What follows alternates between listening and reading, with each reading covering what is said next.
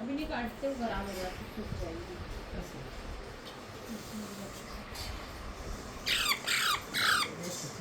बात खा लेगी।